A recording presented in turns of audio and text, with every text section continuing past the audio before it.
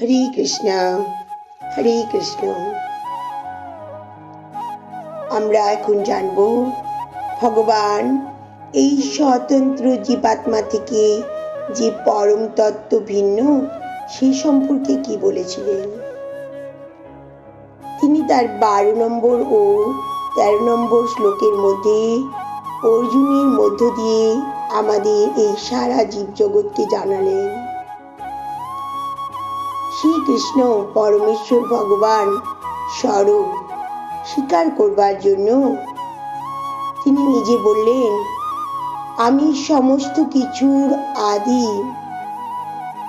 প্রতিটি মানুষ, এমনকি স্বর্গের দেবদেবীরাও তার উপর নির্ভরশীল। অজ্ঞানতার বশবর্তী হয়ে মানুষ ও দেবতারা